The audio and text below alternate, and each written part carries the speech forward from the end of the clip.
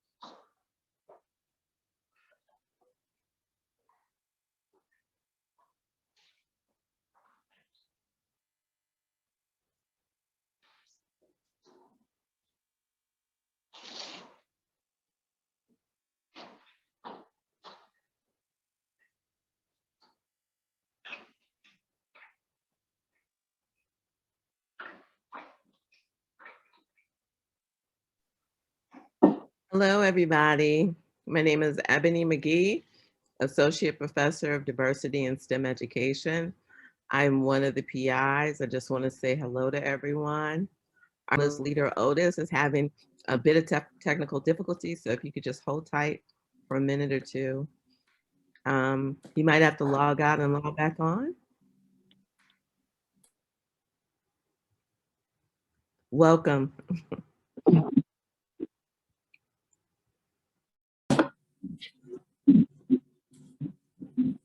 Testing, can you hear me now? All right. Yay. Okay, we have a few more joining us. Then we'll get started.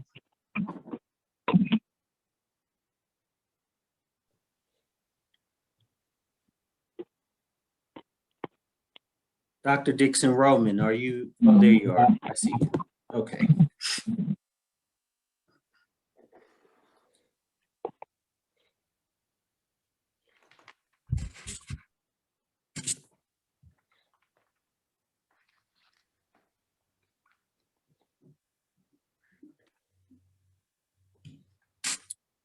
Okay, we're going to go ahead and get started. I think there's one person that may be having some technical difficulties joining us, but I want to first say welcome to the NSF QCM Scholars.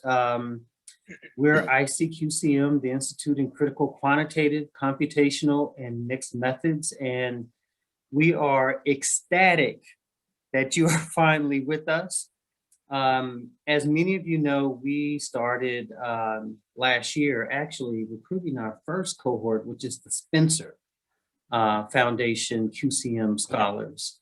And since that time, we've transitioned actually in numerous ways, but one of the most significant is moving from Washington University to Johns Hopkins And of course, that was a heavy lift. And so at the same time that we were moving offices, we were also trying to bring on board both the William T. Grant Scholars cohort and the NSF cohort. So after a lot of blood, sweat, and tears, you're here. So we are ecstatic that we're about to start this journey together. And with that pretty long introduction there, I am Otis Johnson, and I'm one of the PIs. I'm based at Johns Hopkins University. And I will turn it over to the other two PIs to do their self-introductions. Then after that, I'll just kind of continue with the agenda. Ebony. Oh, I went while you were asleep. No, I'm just kidding. You had some technical difficulties and I already. Ebony, I can't hear you. I don't know if others can. Can you all hear me? Can everyone else hear her? Otis, maybe your volume is down. And you can hear me too. I can hear you just fine. Okay, I'm gonna figure this out in just a minute. Yeah. Ezekiel, go ahead, Ebony. Okay, I'm done. Ezekiel, please take it. Yeah, good evening or good afternoon, depending on where you are. I'm Ezekiel Dixon Roman. No, go ahead, Ebony. Go ahead and unmute and continue because I have you as muted. Otis, I already did it. I'm done. I introduced myself fully. Oh, so Otis, I think might need to check his test his audio because it sounds like he might have. Hold on, let's test your audio. He might have the wrong speaker on, but anyways, I'm Ezekiel Dixon Roman, associate professor in the School of Social Policy and Practice at the University of Pennsylvania, one of the directors of the Institute in Critical Quantitative Computational Mixed Methodologies. I'm so excited to see you all.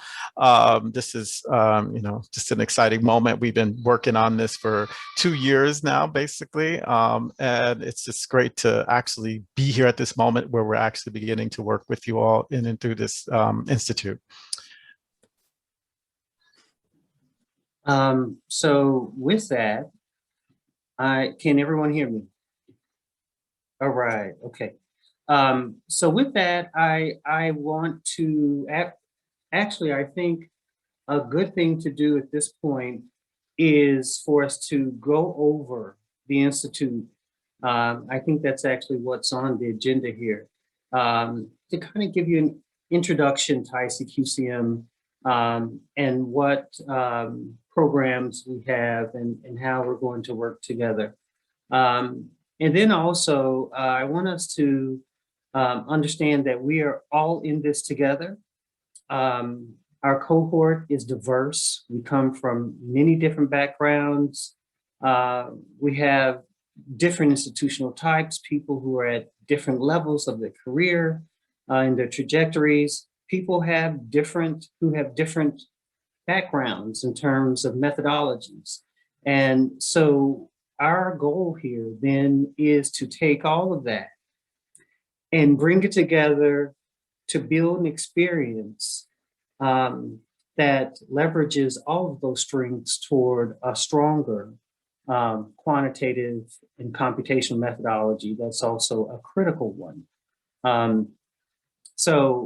And I think Ezekiel is going to explain in greater detail the critical component of this, but I just wanted to foreground what we're going to talk about today, and then also the time that we're going to spend together really for the next 2 years in kind of defining this critical quantitative and computational methodology and their integration into a mixed methodology. And then also hopefully building toward what we want to achieve as collective impact. And when I say collective impact, I want you to know that you're 35 strong, but there are 25 William T. Grant scholars, and there are 20 Spencer Foundation scholars, and then there are already 40 Institute fellows that are a part of ICQCM. And what a force that is to have over 120 scholars spanning all of these fields and these disciplines, working together toward the articulation of a critical quantitative and computational methodology. So really this is, think about it as your space to define what critical is, to share your experience that informs your particular approach to research methods, also your work and its potential in bringing about some sort of social transformation for Indigenous, Latinx, and Black African American populations who have been traditionally underserved by these approaches to research and by the institutions that use them and leverage them to actually create opportunity structures and unfortunately processes of marginalization along the way. So that's one way in which we could think about our time together. And I'm sure Ezekiel can break it down even more in terms of other ways of thinking about framing methodology. And then also Dr. Ebony McGee in terms of critical race theoretical perspectives. Ezekiel. Yeah, so thank you, Otis. So ICQCM is decidedly taken from a critical perspective. So obviously in the title of ICQCM is Critical Quantitative Computational Mixed Methodologies. And our particular interest is really to take up critical perspectives of data science that have a focus on making a critique of structural racism, power, processes of marginalization, and the ways in which power is generating difference, right?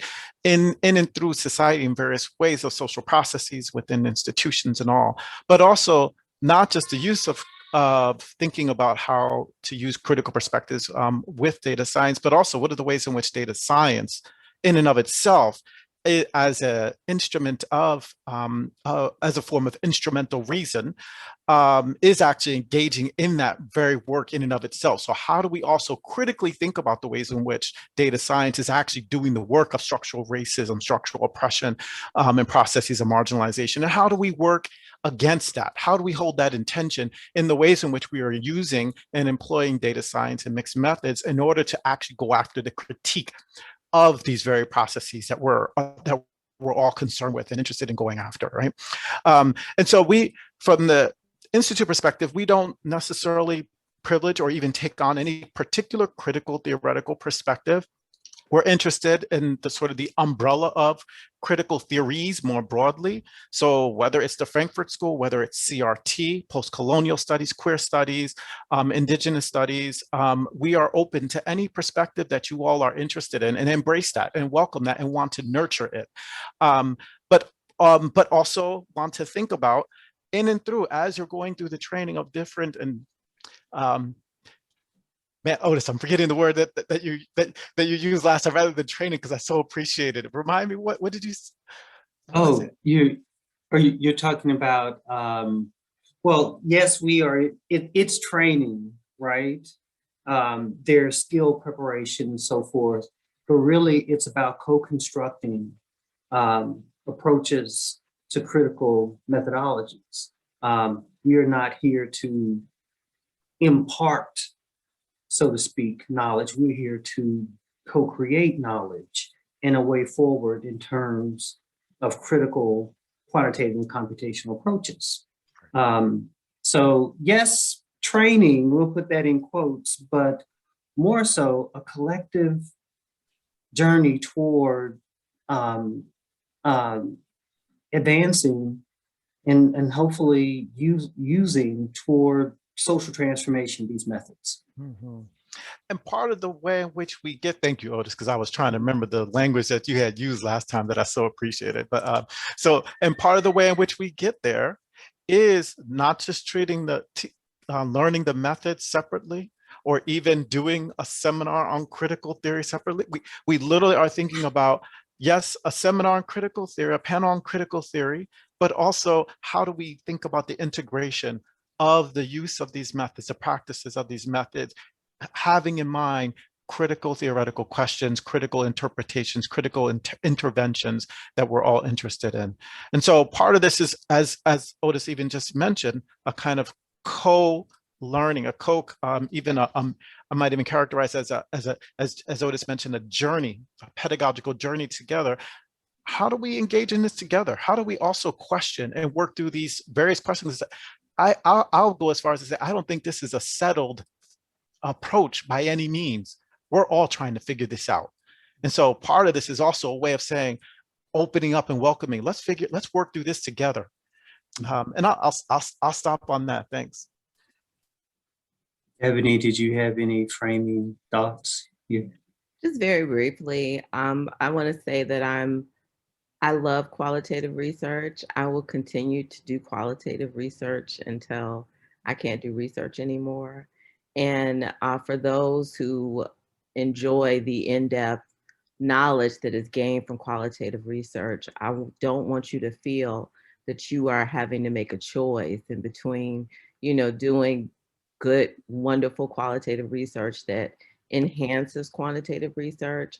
But I do want to say, when I transition into understanding how surveys could be used for liberation and emancipation, as opposed for the, similar deficit narratives that we see throughout and beyond education, it just gave me another lens to voice the concerns that I had in terms of structural racism in STEM.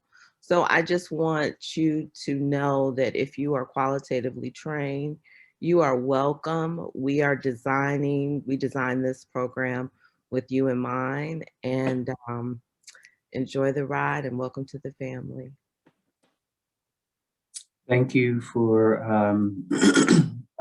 those framing comments, both of you. And at this point, I'm just going to go ahead and share some slides. My hope is to actually get through the slides as quickly as possible, because I'm sure we're all sick of Zoom and that particular feature. But I think it's also important that we give you the information about the Institute. And I think all of you have received these slides via email. I hope it came to all of you. If not, you should check your email, and it's probably in your inbox. So I'm going to go ahead and do that and try to move through these so that we can get to know each other. Here we go. There we go. So first, I want to say that ICQCM is a wonderful opportunity, really secured through the National Science Foundation. And ICQCM actually is the first of the institutes and research methods that was awarded by the National Science Foundation in 2019. Now there are 11 of them, and we are the first and the largest. And what really motivated us, the three of us, was that we were seeing within research, and then also knowing the literature on representation within data science and engineering and all STEM fields, we knew that there was a need for more resources, more opportunity to actually bring those voices that tend to be underrepresented in data science into conversation about skills, about grant development, grant proposal development, and then also in trying to move what has been an ineffective use of quantitative methods toward a more liberatory practice. So these are just some of the things that we recognize were very important and necessary. And I think the National Science Foundation somewhat understands that these are prerequisites to broadening participation in all of its fields, all of the STEM fields, that in some way we need to bring those who have been underrepresented and sometimes shut out of STEM fields into the mix. And I think that's something that we all value. Whatever your methodological choice, it should be among all of those options and not a decision made for you because of limited access to effective instruction or professional development with data science. And so here we are, Institute in Critical Quantitative Computational Mixed Methods. We're a collaborative institute. We're at all three of these institutions. We have PIs at each institution and individuals that are not in the picture with us there, but that really make the institute successful and accomplish what we've accomplished so far. And so the ICQCM goals. One is to increase participants' comprehension of QCM, and QCM is quantitative computational mixed methods. We wanted to establish a network of expertise that would support those who are interested in data science. And so we've created the Institute Fellows Program, which right now has about 40 fellows who actually provide the curricular guidance and the individualized coaching programs that we offer through ICQCM. And if you go to icqcm.org, you'll see their profiles under the Institute's Fellows tab. We also wanted to affirm underrepresented faculty through culturally relevant and inclusive and asset-focused opportunities to learn QCM. And again, we rely on our Institute Fellows and of course the PIs and the ICQCM staff to provide that type of content. As you'll see, our Institute Fellows reflect the diverse communities that we seek to amplify in QCM. And so that's one way in which we achieve our culturally relevant and inclusive training opportunities. We wanted to convert a critical positionality. So that means for us to think more broadly about and inherently about QCM. In what ways, if we're not mindful, could QCM inherently misinform the public about populations of color, the disempowered, the marginalized? And how can we use it in ways that would better achieve opportunity and so forth? And so these are questions that we have, and you'll see some examples of how that plays out in actual statistical procedures, computational procedures. We also want to identify ways to address the racialized structure of the academy. So we've included professional development opportunities, opportunities for you to engage program officers from foundations, and also with others who have been quite successful in the academy to understand what it is that they've done and how did they navigate some of these pitfalls that we all know so well. And then diversify the population of principal investigators. So this is just not about acquiring skill or building skill collectively, but it's also about engaging program officers and funding agencies to broaden their view of about good critical work, and pushing them in ways that increases funding for people who do that sort of work. And just a side note, I want to give a shout out to all my HSIs, my MSIs, my HBCUs that are in this group because because it is quite a few of you. We recognize that diversity is not just in people, it's in the institutions as well. We have a diverse set of institutions that we need to bring to the fore and highlight and to promote in our quest to get more funding and to do more liberationist work. So the ICQCM structure includes right now 3 cohorts: the Spencer Foundation cohort, the William T. Grant Foundation cohort, and the National Science Foundation cohort. And in this case, all of them, well, maybe not the Spencer Foundation cohort, but definitely the WTG and NSF cohorts will have a 2-year affiliation. And we're trying to get the funds to extend the Spencer cohort to 2 years as well. We offer 5-day intensive training summits, and we hope that yours will be in September. That's what we're aiming for. That will be in person. We also offer virtual training opportunities. And for this cohort, that will begin sometime in May. The Spencer Foundation cohort has already received 18, bless their heart, they did it during the academic term, which is just amazing that they were able to go through 18 training seminars from January 8th through the first week of March. So kudos to them. But that virtual content will be made available to you and the WT Grant Foundation cohorts. We also offer workshops that are 2-day grant proposal development seminars. And we also offer, and I don't know that it's on here, maybe it's on the next slide, but I was going to say the individualized coaching, which of course will help you also with grant development and in trying to, and in successfully applying these methods to your own ideas.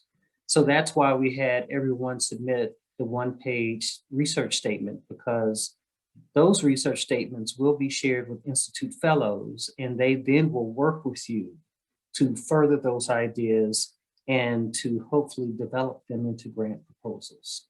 So the Institute Fellows, that group of individuals, is a really important resource for all of you in this cohort.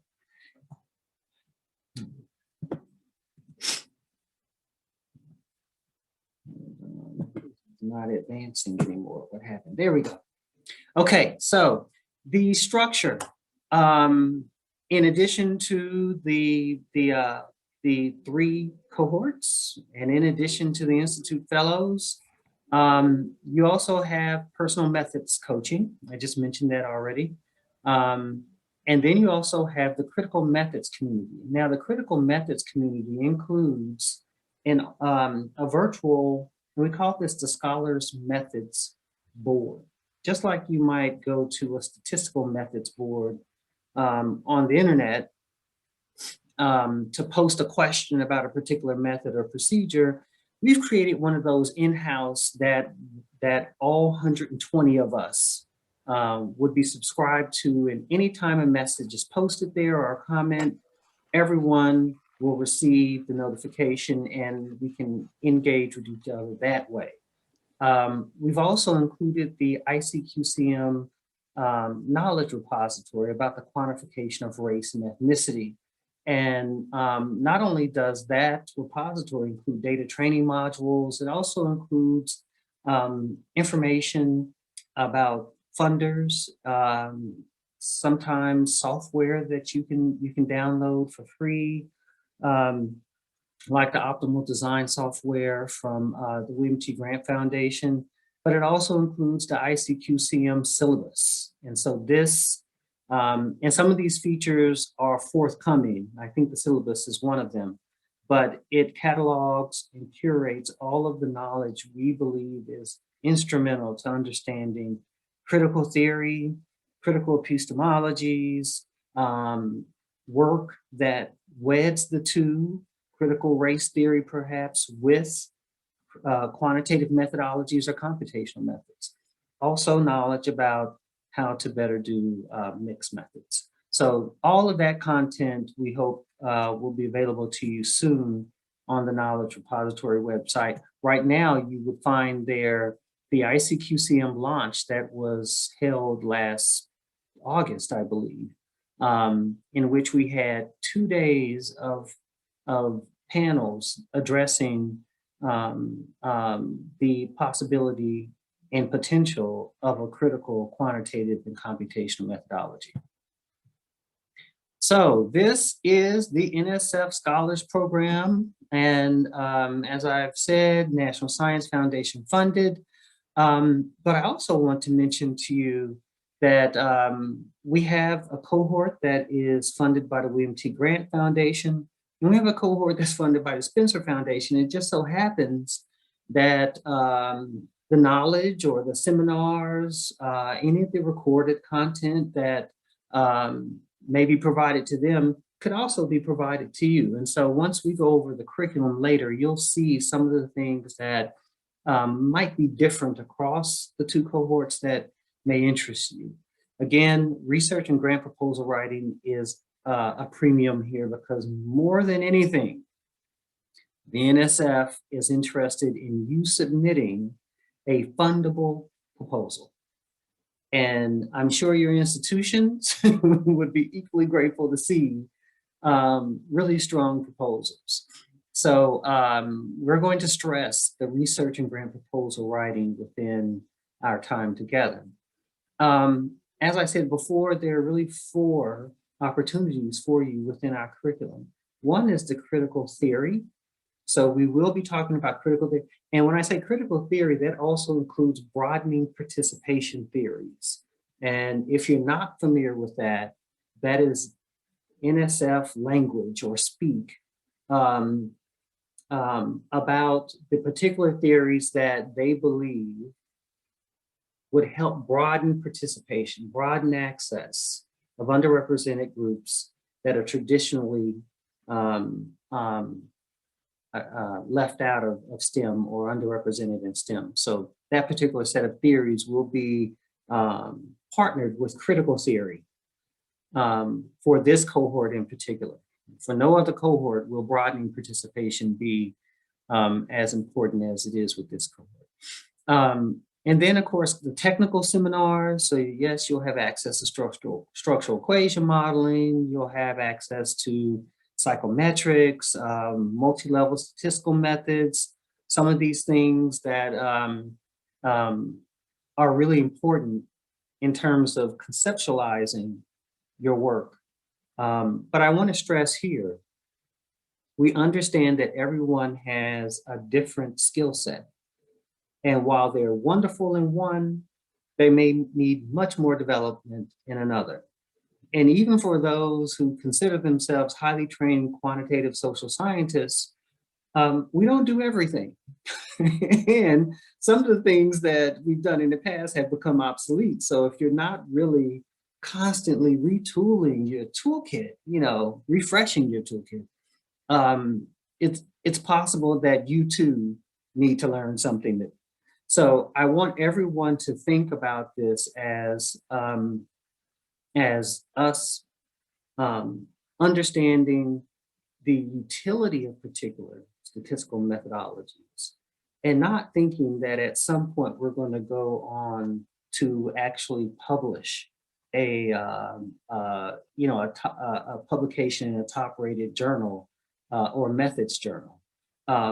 Equally important is for you to learn the concepts, the fundamental concept of these methods to the point where you can successfully collaborate with a methodologist on the conceptualization of your work, right? So that is one of the things that we're aiming for, that we should be methodologically literate about as many of these approaches as possible, but not necessarily individuals who are going to advance these methods in any way. Now, some of you may be at that level, and that's wonderful because then there may be content available for you with the William T. Grant Advanced Quantitative and Computational Cohort. So there will be perhaps regression discontinuity designs for you over there, or Bayesian estimate. Well, actually, Ezekiel has already told me that we're going to do Bayesian for this cohort. But I just wanted to let you know that we are targeting the curriculum to a specific set of more fundamental and achievable goals, and have the bandwidth for you to take that as far as you can into more advanced quantitative and computational mixed methods procedures. And then finally, community building. Community building is important because it's here where you should find that support in the struggle, right? Because one thing that I found about my own doctoral preparation at Michigan was that I was isolated and I struggled. I struggled through my first stat course, and then I got a B, and I signed up for more struggle, and I probably got a B. And by the time I finished Michigan, I had completed 6 stat courses. So I signed up for more struggle, but you shouldn't have to struggle alone, right? And so that's what ICQCM is here for, to build that community of support around the acquisition and introduction, familiarity with these methods. So this is your portal password. So everyone, do not throw away those slides that I sent you. Save them. Within those slides, you're going to see your NSF portal password. Just forewarning you, there's nothing there right now because all of you should have also received in your email your non-disclosure form. And the reason why we have that is because the Institute Fellows have intellectual property. And so while they're sharing it with us for purposes of learning, they don't want it reposted somewhere else on the internet, or they wouldn't want someone to give their password to someone else to access the content. So we have to protect those who are actually giving their knowledge to us to use and learn from. So that's why we have that non-disclosure agreement. So please sign that and send it to us. And once we get all of those, we'll start uploading content to the website, okay? Also, I want you to know that you are part of a bigger enterprise here. Like I said, we are the first IRM, Institute and Research Methods, funded out of NSF, but there are now 11 of them, and they have now formed the AERA ICP CSR. What is that? ICPSR. Can't believe I messed that one up. Peers Data Hub. Okay, so here's the link where you can go and see what the other institutes in research methods are doing and what resources they offer. And then finally, I have the Spencer Foundation here, and I should have, instead of putting National Science Foundation, I should have put William T. Grant, because I want you to know that resources that we've curated through that experience also will be made available to you. So, like I've said, there's 3 cohorts. There's the Spencer Foundation. They are doctoral students. Some of them are finishing and transitioning into faculty appointments, so that's wonderful, but others are in their 3rd year of doctoral training. So at some point, we hope that you will get a chance to meet the Spencer Foundation Scholars. Here we are, a huge group. You're the largest of our cohorts, 35 of you, because NSF put up the big funds for a cohort this size. We're really excited about this group. And then also the William T. Grant Foundation cohort. Okay, so you'll find the profiles of all of these individuals at icqcm.org. Okay, so I'm going to stop here because there are 35 of us, and it would be wonderful if we got to know one another. So I'm going to take from the slides, and I think this is on, oh, no, I'm sorry. I've got to do one more thing here. I just love this slide, so I gotta show it. I think this is just like the best slide in the world. I just love working with these 2 brilliant, just killing it scholars. And so I hope we all value and appreciate us through this 2-year journey as much as I've come to appreciate these two. I think they're exactly the type of scholars that we should seek to be. Those who have advanced in terms of their methodology to do just cutting edge work that actually just reframes all that we thought we knew. That also is, pushing the envelope when it comes to the actual methods. And then also on top of that, being real and down people, right? They're family. And so I hope we all end up being family too by this point, by the end of this time together. So on that note, I think we should start kind of being family and starting to get to know each other. And I've been kind of concerned about how best to do this since there are 35 of us. So I think we should try to do like 2 focus groups, not focus groups, that's research, breakout groups. And I'm going to try to get everyone into breakout groups of 6 to 7, and I'm going to put in the chat the question that we have come up with that I think we should come back and discuss once you find answers. And here we go.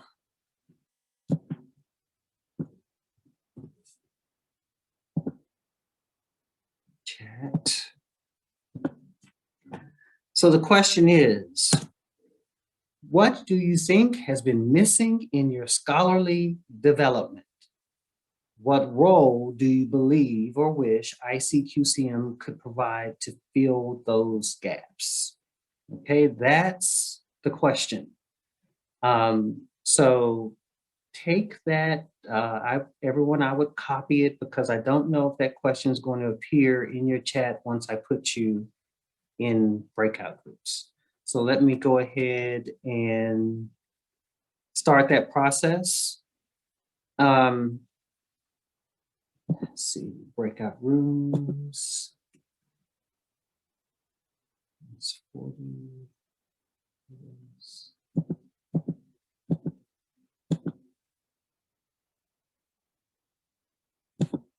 Okay, here we go.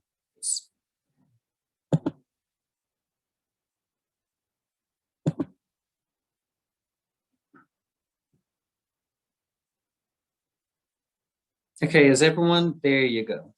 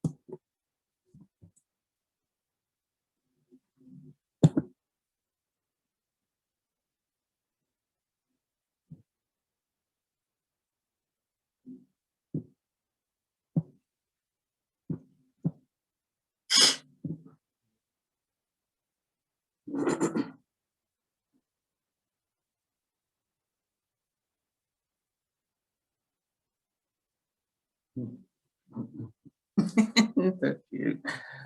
Nice.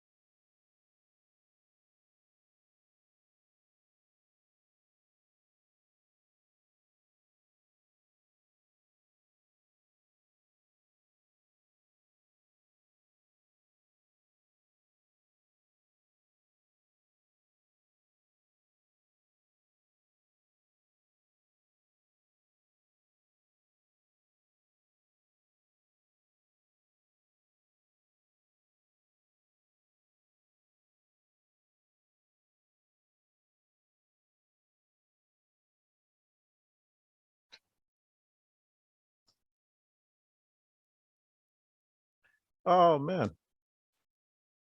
I got brought over too quickly. I hit the button too quickly.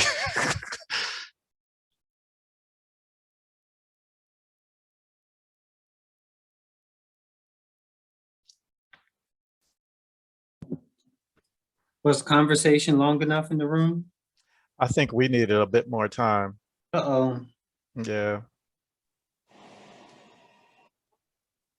Hmm.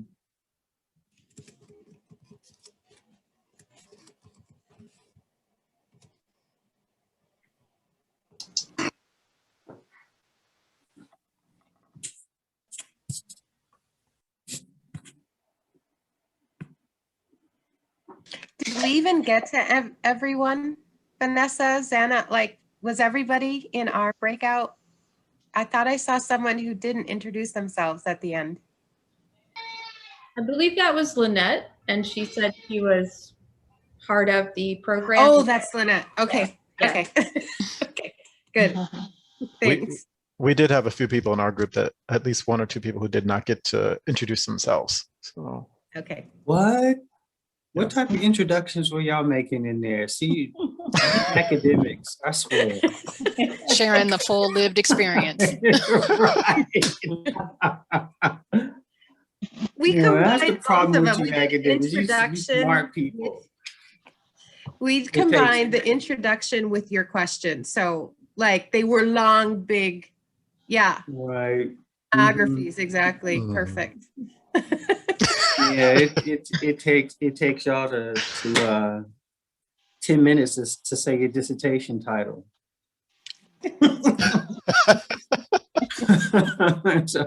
so I know exactly what happened. Okay. So well, let's talk about it. I mean, I assume that you got to some views about, you know, how we can best structure this time together and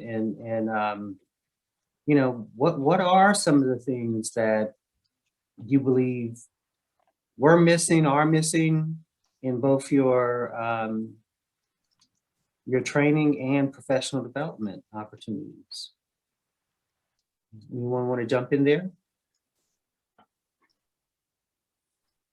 Let me jump in as one of the ones that didn't get to introduce myself, which works perfectly.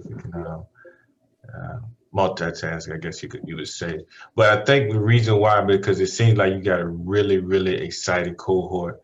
And one of the common things I heard was mentorship, community, and you know, I would just ditto those things. And I'd add, you know, I'm a chemist, material science is my background, inorganic and material science, Carl Jackson, first of all, Virginia Union University. But I'm looking more so at the methodological approach. You know, as a chemist, you know, this is kind of, well, as you know, a materials chemist, it's kind of out of my wheelhouse. But you know, I always have all these ideas of programs of things to do and to help the students. But I have to think about it more systematically, more strategically, and I think this will help there. Anyone have similar feelings? Different thoughts? I can, I think, sum up some of what my group talked about. I'm coming from higher education. A lot of my group is coming from science backgrounds, particularly chemistry.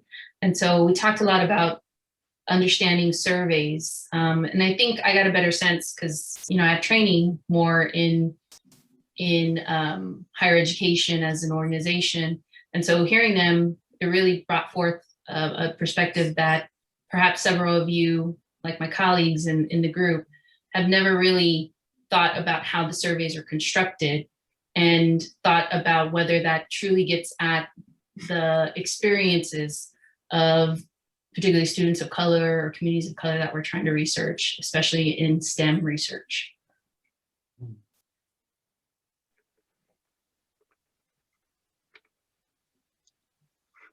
I can go next. I mean, our group was really small. I'll just share a little bit about me. I didn't share this with my group. But one of the things I'm really interested in I have a dual role at Gutman Community College. I am a professor of political science, and I'm also the director of the Black Male Initiative, the CUNY Black Male Initiative project on our campus. And as such, I'm responsible for mentoring young men, mostly Black and Hispanic. Gutman is both an HSI as well as an MSI. And one of the issues that we've had over the past couple of years has been really a very high DFWI rate when it comes to STEM. And one of the issues that I want to try to resolve is try to figure out what can we do. One, what's the role of mentoring? What other resources can we marshal towards that to create a much more effective program to really help address this sort of rising gap where you have so many young men of color, and obviously even young women of color who need some additional assistance to actually conquer their issues with STEM related classes. So I'm really excited about what the NSF cohort can do for me, in addition to shoring up my research design skills.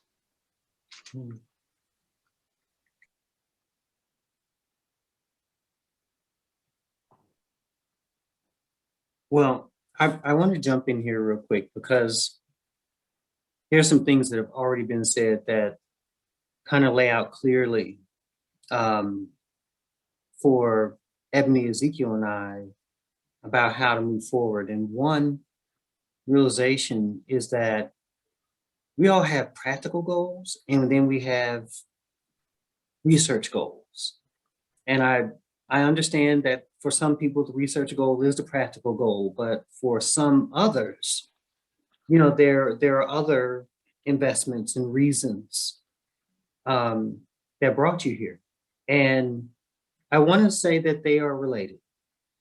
And so I want us to first acknowledge that we value where you are in terms of working with students, and especially for the MSIs, the HBCUs, the TCUs, and the HSIs, because we all know that it's in those institutions where we have the innovation, right? It's in those institutions where we find the individuals and the programs that are actually producing the majority of our STEM degree holders of color, outsized proportion of that population. So kudos to you all. But getting to one of the statements, like, I'll just take Marcus's statement. In order for us to know better how to serve students of color, or in this case, Black males who are engaging in STEM courses, we've got to be able to apply the methods to actually produce the knowledge. And yes, we have our anecdotal experiences, and that's really important because that intuition is what should guide your research. But then we run into these other problems of, okay, small sample size. So then what methods do you employ to deal with smaller sample sizes and to learn as much as you can? So then we should move then into small N research, which basically says, yes, you can have a small number of cases, but what you do then is you have multiple observations for each case, so that then you can make generalizations that have, you know, really they're more internal validity, but nonetheless are going to be fundable because you understand what methodologically is required to do research with small sample sizes, right? So that's what we hope to do here, that you can tell us what your particular goal is, and that may be to reach that student within your program that is having problems that you've seen other students like him or her have before. Then we move from that point to devise a methodology that actually fits the circumstances of your own work environment, your own challenges, and theirs as well. So I just wanted to kind of throw that in there because it's the population science that really is going to be helpful in you answering some of those really practical questions. And then also to my chemists, got love for you. I can't do it. I got love for you. And what I'm about to say here is everyone has their particular subject area expertise, right? Some of you can do that organic chemistry. You can do it. But it's not the subject area expertise that always ends up broadening participation for those who've been left behind in STEM. Because they are engaging, they're experiencing things such as microaggressions, imposter syndrome or perceived fraudulence, stereotype threat, chilly climate for women, intersectional discrimination. And it's stuff like that. In order for us to treat it, for us to deal with it, we have to be able to understand how it impacts them. We have to understand from their perspective from where it comes. And that is where the population science comes in.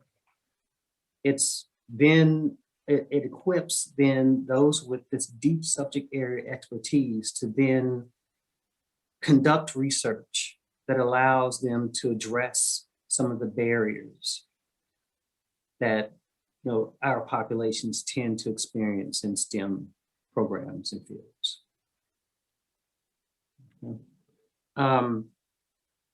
What else was discussed in the groups?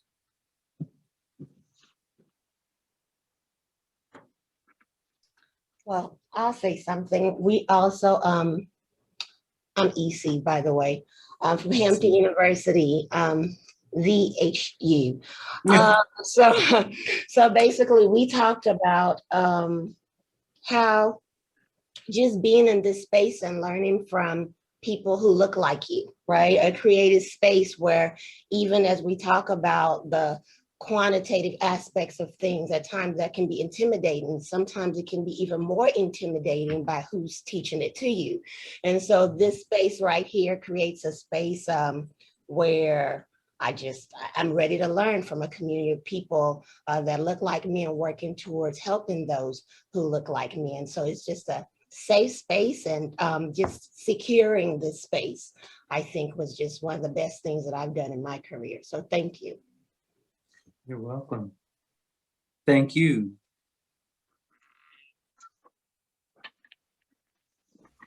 I'd like to share if that's okay. Mm-hmm.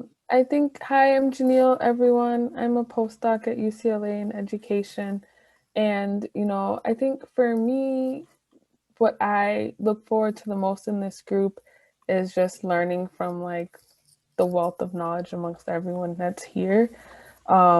A little bit about my background. I feel like, and in listening to other stories, it feels like quantitative methods was always the one that got away from me at every point in my career. Every time I had an opportunity or chance to dive really deeply into it, for one reason or another, I wasn't able to do so, whether that was mentorship or coursework and things that I've taken. So I've always kind of been on the margins, dabbling in a little bit, right? I feel really strongly about, survey design, but ask me to do the regression and I'm be like, I don't know. So I'm looking forward to learning from others in this group, as well as sharing some of my knowledge. And I think it was Dr. Tetaga that said, reciprocal learning. And I like that idea. So I'm hoping that this is a space of reciprocal learning. Appreciate that, Janelle. Thank you.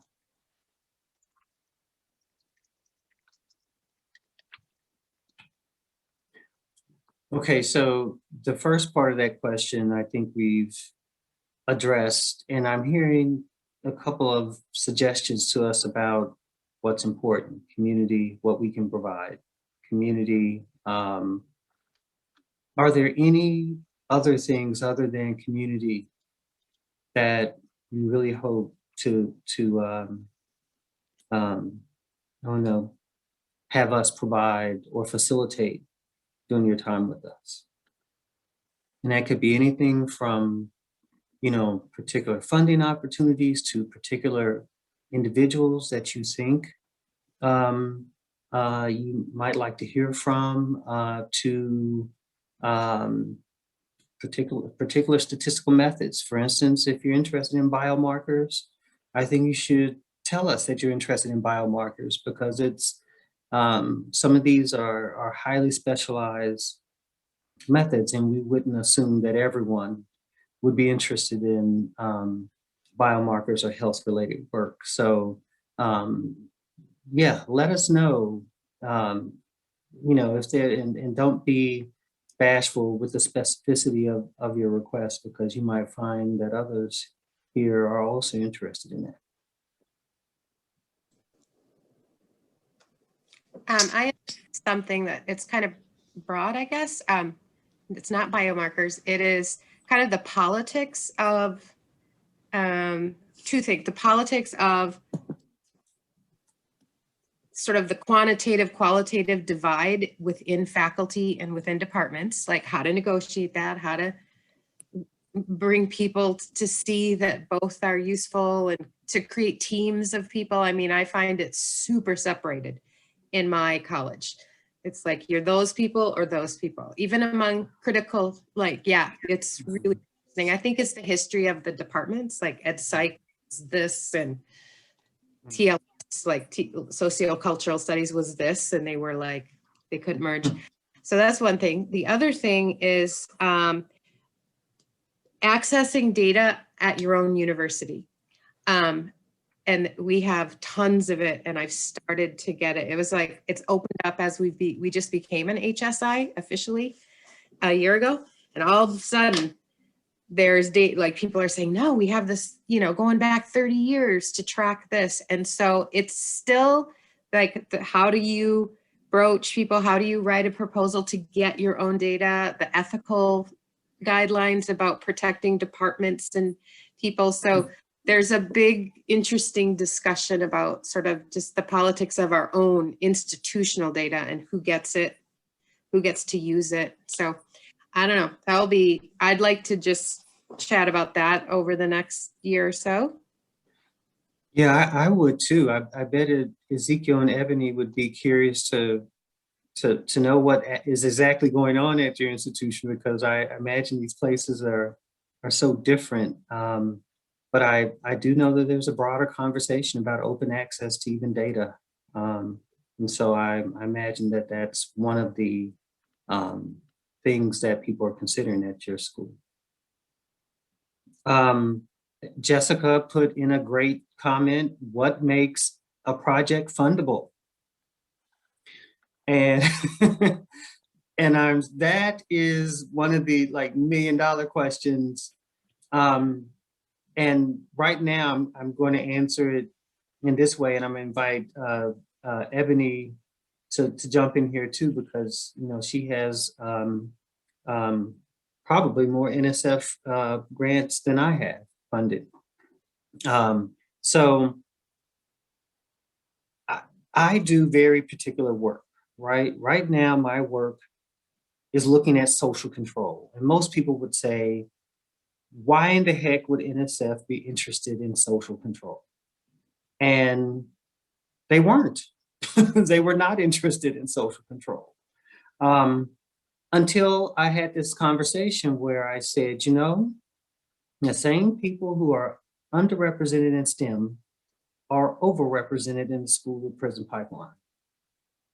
So in order for you to fill those STEM pipelines, you need to drain that school to prison pipeline.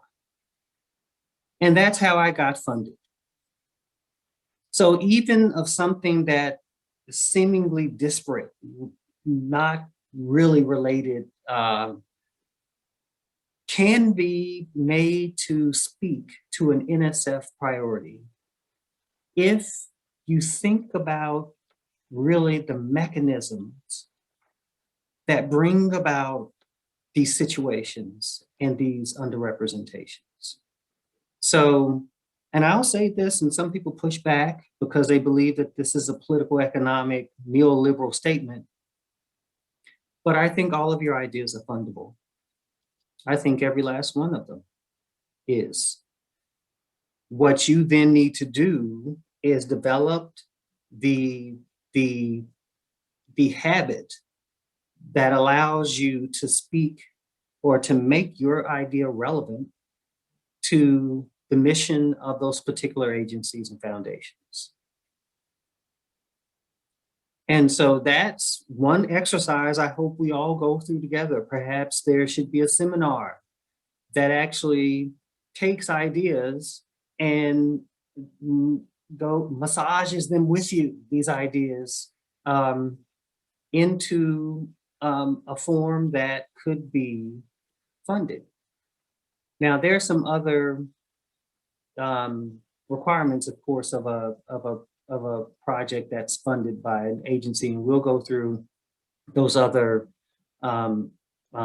really skills about grant writing. Ebony, did you want to jump in? Sure. Right now, I have about 7 National Science Foundation grants running at the same time, so simultaneously, and the Institute is just one of them.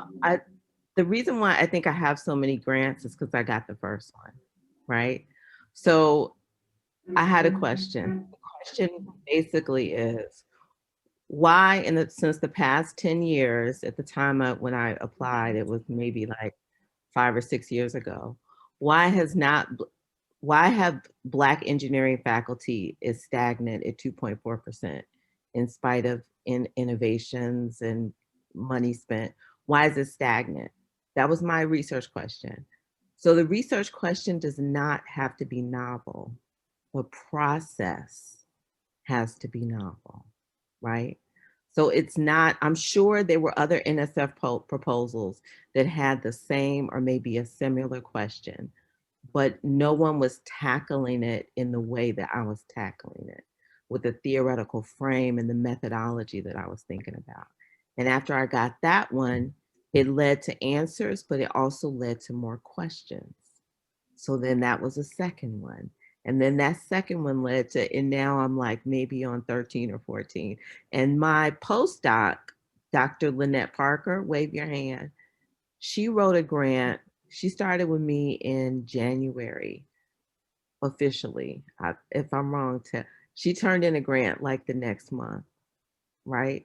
So it's also in-depth coaching. The first thing I did is I gave her a grant. I gave her several fundable grants. And I gave her the idea, right? What's the idea?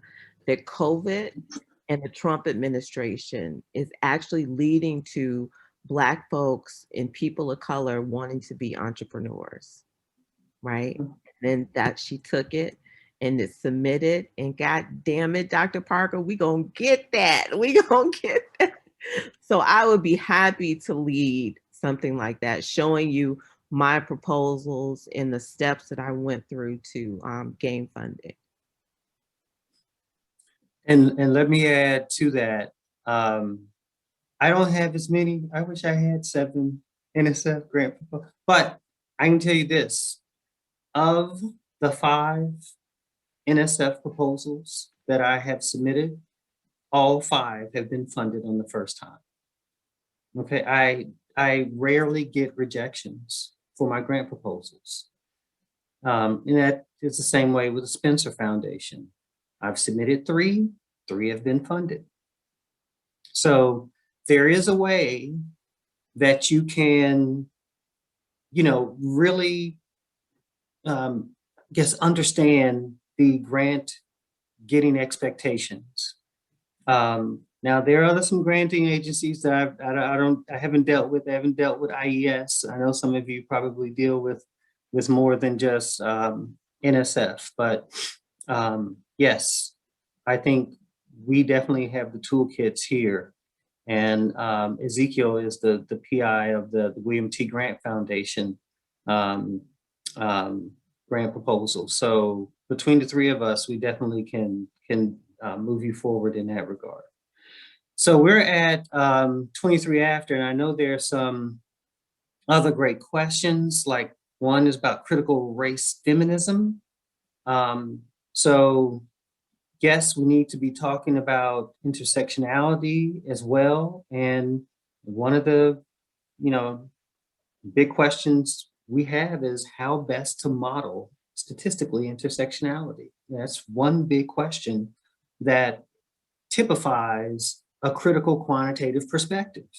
You know, how do you model these things such that these effects are net of the seemingly disparate social locations everyone has? You know, those are the questions that are the type of critical quantitative inquiry that we're really interested in discussing with you. And then also methods related to language analysis. That's wonderful too. And I'm trying to think of a scholar within the Institute Fellows that, because I have not done that type of work. I don't know if Ezekiel has done it. But yeah, we would, if that's something you want, then we're going to need to dig into our networks to reveal the resource. Go ahead, Ezekiel. Spoken or written language? It depends. So I focus on written language, but I know that one of the other people in the group that I was in does spoken language. So I mean, I've done some LDA, latent Dirichlet analysis, basically topic modeling, but we do have some folk who in the Institute Fellows that have done some language analyses in particular. So Meredith Broussard, who has taught who does a machine learning seminar for us, has done a lot of language analyses, particularly of text. And I mean, there is spoken language analyses as well, but given that we'll more than likely only focus on the written form, because that tends to be the one that's most accessible and most widely used for analyses. But so yeah, great question though. Thank you. Okay, so we are kind of running out of time, and there are a few things I have yet to tell you or share with you. The first thing is that I didn't introduce all the rest of the ICQCM staff. Some of you have met Lynette Parker. Lynette, wave. I think you just waved already, but she's friendly. She'll wave again. And then there's Morcia Hill. Morcia is our external evaluator. And then I think Amma, is Amma on? I don't know if I see her, but Amma had to hop off early. Okay, she is the ICQCM research scientist. And then soon, this next week, we'll have a new face on board. Javon Gord will be the ICQCM administrative coordinator. Now, many of you have met Monica Mitchell throughout the recruitment process. She was on board only for that process. And so any emails from this point forward shouldn't go to her. It should come to us. I mean, she'll send them to us too, but just letting you know that she is no longer on payroll. So she'll probably not be able to answer your question. And then there was one person, Denise, who has been managing the website for us. The next to last thing I wanted to mention to you all is that within your contact form, it did ask if we could contact your institution about your participation. Now, I know it's a weird question, but the reason why we ask is because we know TCUs, HSIs, and HBCUs, when they're engaged in grant seeking, that oftentimes it would be good if you received support from your institution and course releases and so forth, whatever it takes for you to be able to write these proposals. And so that was our question, because we would contact your institution, your sponsored research office, or your dean, and say that you've undergone 2 years of training and are developing grant proposals with us. And just to let them know that this is something you are doing. And should they give you any support, there should be a higher expectation of return, right? Because now you have our support as well. So that's why we asked that question. The other thing that I wanted to mention to you, and we have not gone over it, but I'm going to just quickly share the screen and we'll do so. And this is the ICQCM curricular guide. And I think it's important that we go over it real quick. And my apologies if some of you have to drop off before we do, but nonetheless, let's try it.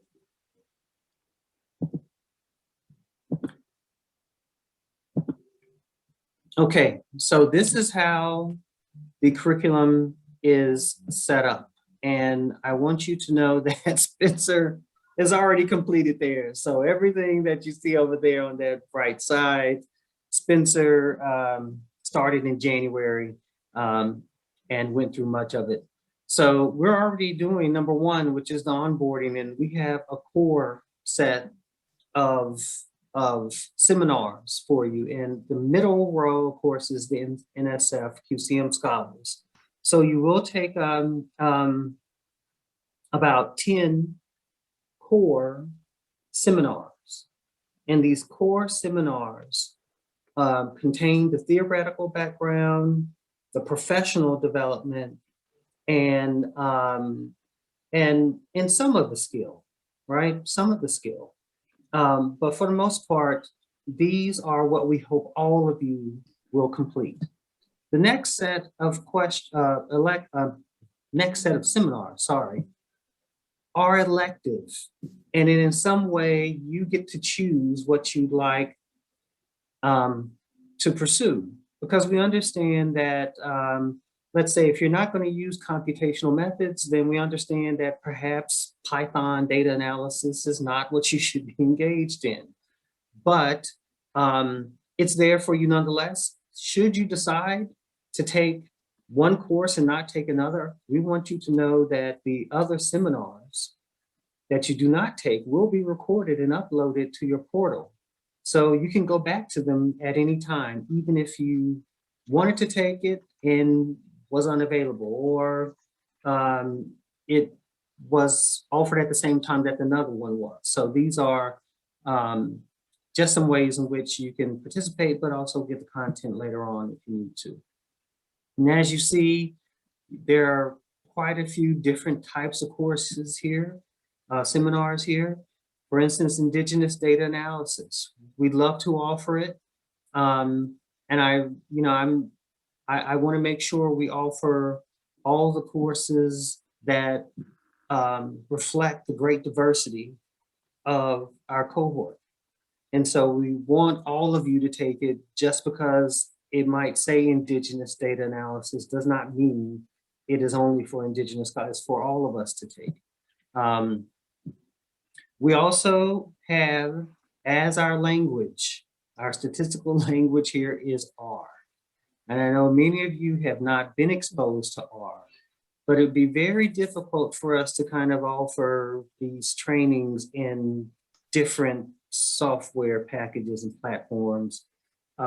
We would then need to kind of make that available to you, and we will not provide SPSS and STATA licenses, and R happens to be the one that is publicly available. Okay, so you don't have to pay anything for it. So we have secured,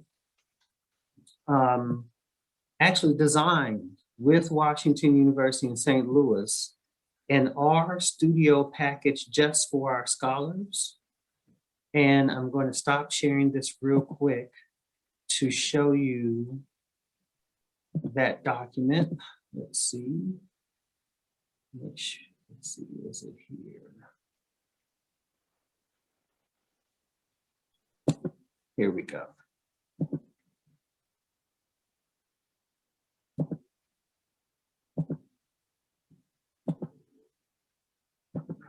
Okay, so this is your introduction to R. And this is the link, the hyperlink to the actual site where you can access the training modules. We're not suggesting that you get started now. right? We understand that we're teaching and the term is not finished. But at some point before you begin the elective content, you should have introduced yourself to R. Now, this is asynchronous content. In other words, we are providing this for you to go at your own pace online and complete as much of it as you like. There are 4 different modules. There's scripted instructions for downloading the R. You'll have activities there. They provide the data as well, and you'll be able to do our training in spatial data, visualization, and digital humanities applications. Okay, so that is there for you. And also we have contracted Doris and Molly to actually answer any questions that you have with the RStudio content. Okay, so again, it's for you. You can go at your own pace. And yes, there may be some questions that you have. You can then reach out to Molly or Doris. But we also recognize that that might not be satisfactory, that at some point you might want an in-person or discussion, and we're willing to do that as well. We call that the R follow-up. So that's available to you.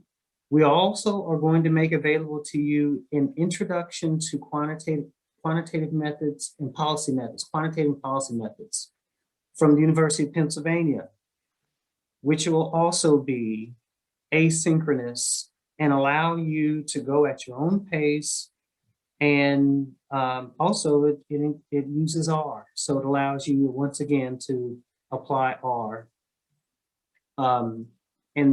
That also can be done at any time really, but it would be good if you start thinking about it in May, so that you can have kind of like that background knowledge once you start your electives.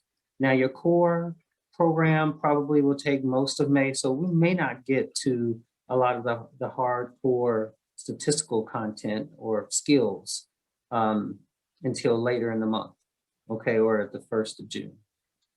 All right, does that sound good? Do we have any questions? Because we're 6 minutes over. Sorry, we're holding a little longer than we thought. Any questions about the curricular content? I have a quick question. You talk about that the scholars will have access to it. Where exactly is this information found, or does that go back to what you said initially with the link and the password? Yeah, everything that is seminar related will be at the portal. And a lot of it will be synchronous. So these seminars, these meetings, they may have some asynchronous portion of it, like we would give you the materials before, maybe the scripted instructions on how to download the data, for example, or download the software program, or some steps that you should do before you come to the seminar. And then in the seminar, we go over it with you in a synchronous fashion. So, but right now there's nothing at the portal because we need your signed non-disclosure agreement. And then we'll archive recordings of all of the synchronous seminar content after it happens. So we'll hold the meeting, the seminar, and then we'll post the recording to your portal.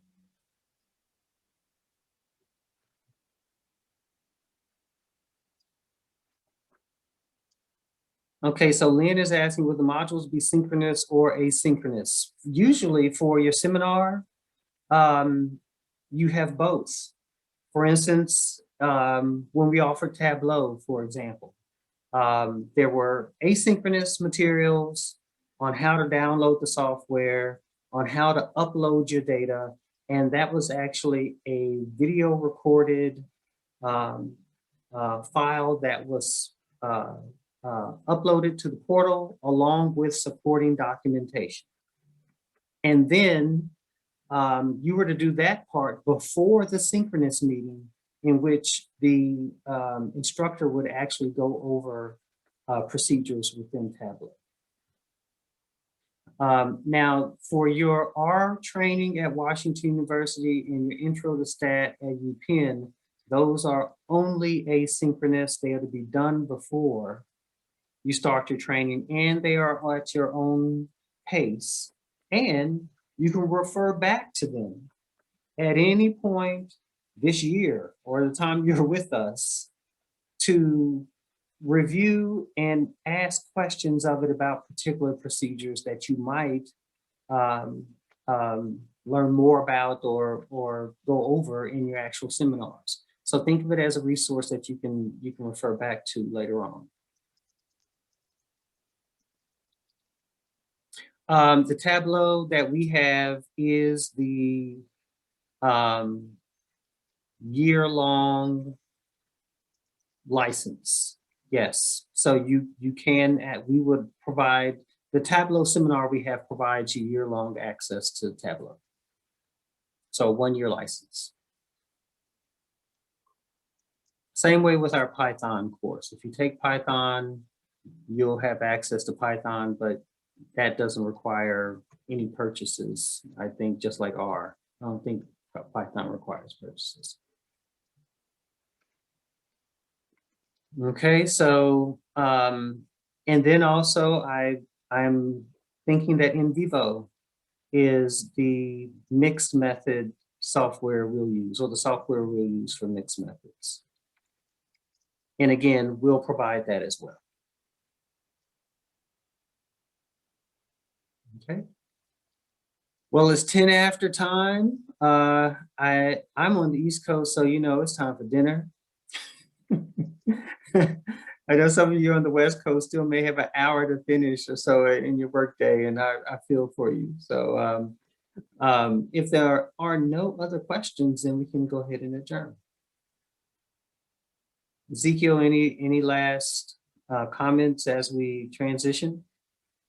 No, just looking forward to working with you all, learning more about you, and working with you all through the Institute. So same here. And Marcia, Lynette, excuse me, Ebony, Ama, any last thoughts? Just looking forward, and stay good and well, and hopefully we'll see you soon enough. Okay. Well, everyone have a great evening. See you soon. Bye-bye.